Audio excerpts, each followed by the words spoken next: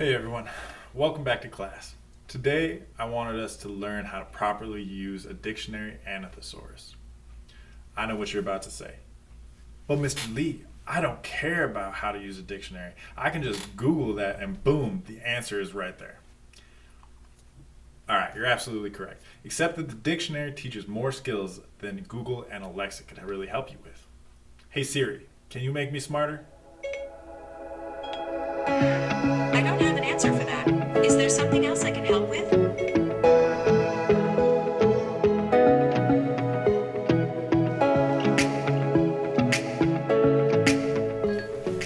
There are many office jobs where physical files are still being used. Most files are stored in alphabetical order.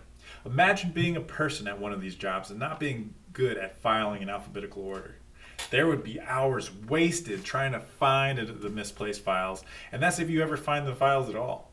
There are also studies out there that suggest memory retention is greater when reading a physical text versus off of a computer screen.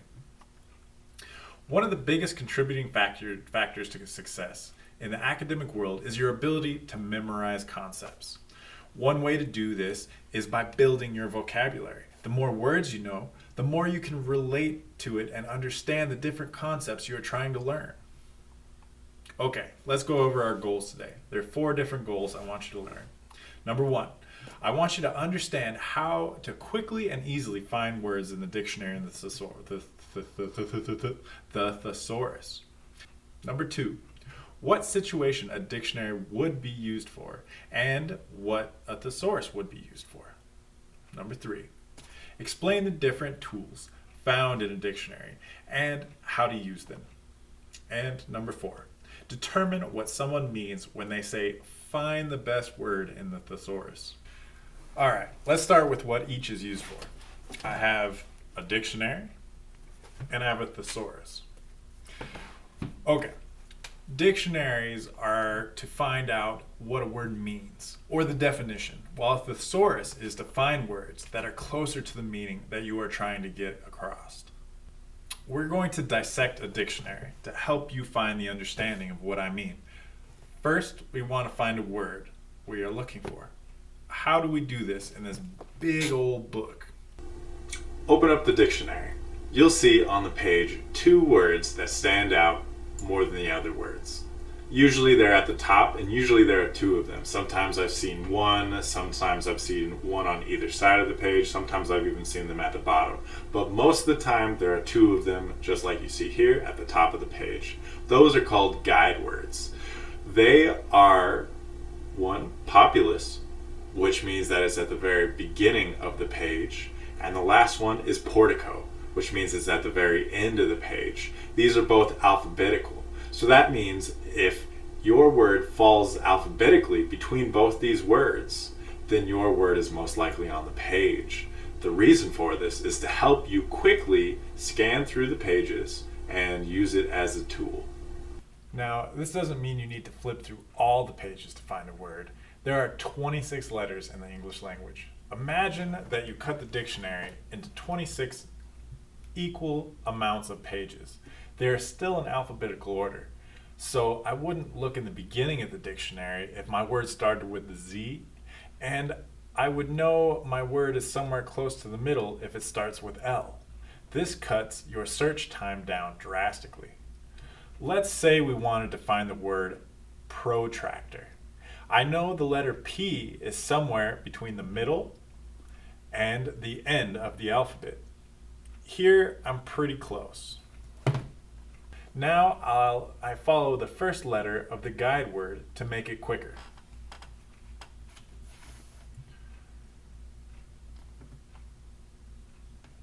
Now that I hit P, I can move to the next letter of protractor, which is an R. Found R. Now the next letter O. And you repeat this process until you narrow down to 1 page. I know protractor is alphabetically between the 2 words protector and prove. So it's on this page. Now that we found protractor, let me zoom in a little bit. Sorry about the page looking a little bit wonky, but it's hard for my camera to zoom in that much, so I had to take a picture. Let's look at the word protractor. You see all sorts of crazy things in the word itself and the definition. What do they all mean? Do you see how the word is split? These dots split the word into syllables. Did your teacher ever show you the clapping technique when you try to find the word syllables? For instance, protractor. So you know that you have 3 syllables. Same with the dots. Next up, you see protractor, but it's spelled really funny. And it has a whole bunch of symbols. This is what they call a pronunciation guide. It helps you figure out how to say a word by relating it to the common words in the language. Some dictionaries have different symbols, but you can find the key to this pronunciation guide in the beginning or the end of the dictionary. Most likely it's at the end of the dictionary. Alright, moving on. We have what part of speech it is. Most of the time, the part of speech is abbreviated, such as N for noun, V for verb, and so on. You can find the key to this parts of speech abbreviation at the back of the dictionary as well, but most of the time it's pretty easy to guess the abbreviation and what it means. I teach 10 different parts of speech. I will link the first lesson to my parts of speech video below.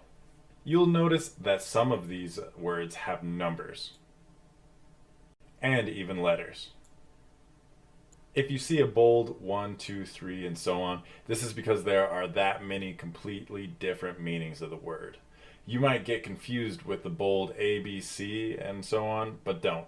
This just means that the definition is showing a very similar definition to the one before it, but there is a little bit of difference. The key concept I would like to point out with these numbers and letters is that one word can have many definitions. Because the word has different meanings, there is a chance of being misunderstood. This is one of the main reasons to use correct sentences. Others can understand your meaning through everything else you say.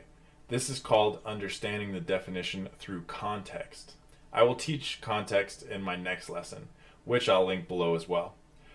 I will go into much more depth about understanding vocabulary through context. Now that you know how to find the meaning or definition of a word by using the dictionary, let's find out more about the thesaurus. I'm going to use my most complicated thesaurus as an example because it's also my favorite, the good old Roget's. You'll notice that the thesaurus is divided in half. Half of it is numbered on the tabs printed on the back.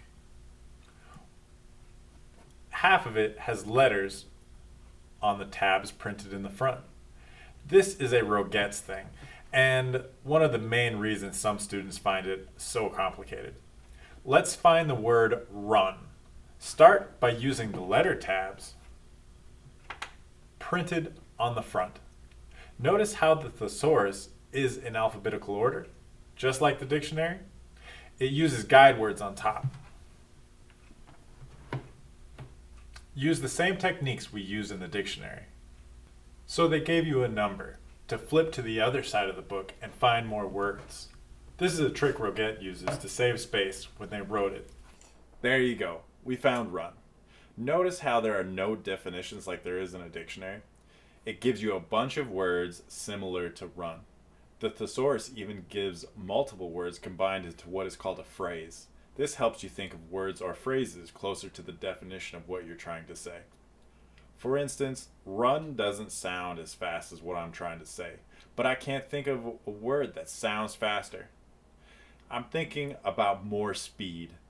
Notice how run has the word speed below it and speed has a number after it, 268.4.